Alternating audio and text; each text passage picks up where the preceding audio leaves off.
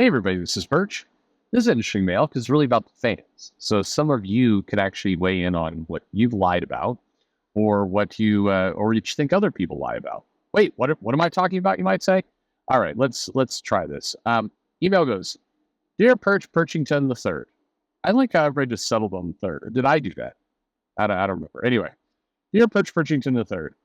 I'm curious. Having run a comic store for many years, what are the things that comic book customers, parentheses fans, what are the things comic customers, parentheses fans, lie about?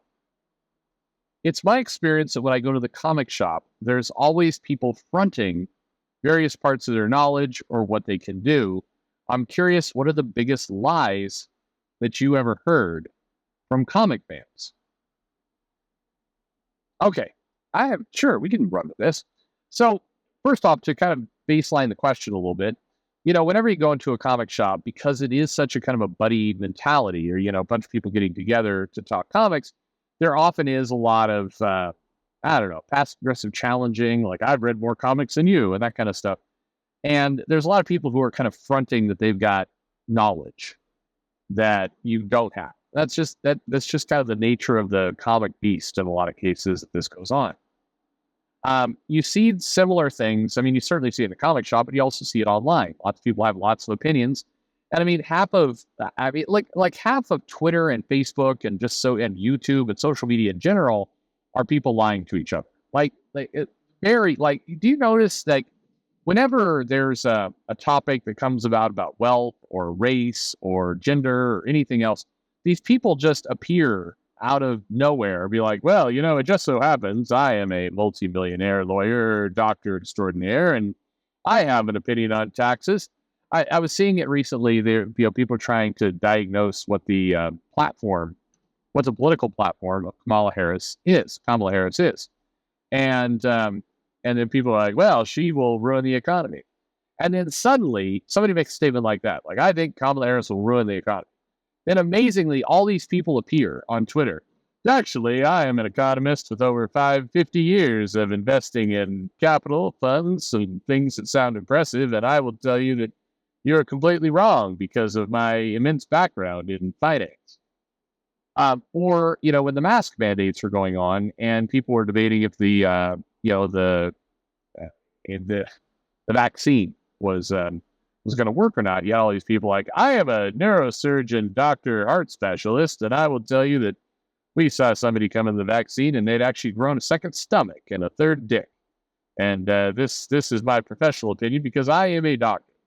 So there's just a lot of that. And so where comics are concerned or movies, you get a lot of long lifetime fans. The one that always cracks me up is when Marvel kills off a character for like 3 months, and they will often use the we're gonna say fridging approach of killing off like Iron Fist. They just killed off Iron Fist, and then in the QR code secret back page, he was brought back to life, or at least his skeletal hand was rising out of the grave, so he'll be back.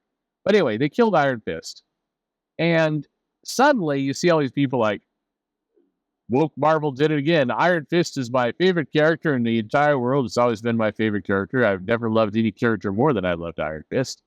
And you just, again, being a retailer and selling comics, I will tell you, there is not this legion of Iron Fist fans running around everywhere, nor are there kind of any of the B characters that came up.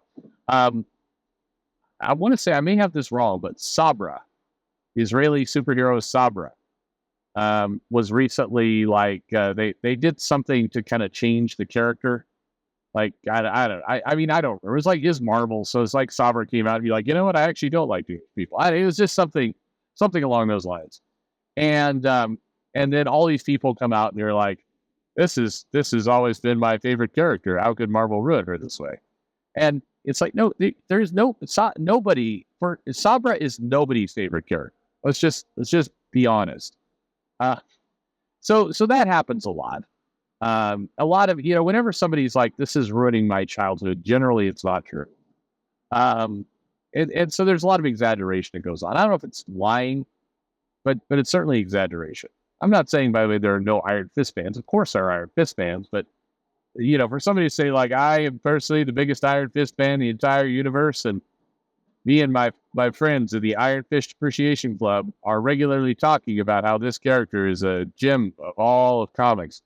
Now, anyway, I'm sure there is somebody for whom Iron Fist is favorite character in the world, but I think it's somebody. Maybe they're lucky enough to find this channel, and they'll post in here letting me know, you're the guy, you're the one. The what? Anyway, I don't know. What are we talking about? Other lies, I mean, look, in general, it comes down to knowledge. This X-Men editor, or the Phoenix editor that I was talking about, is like, I've read every X-Men comic.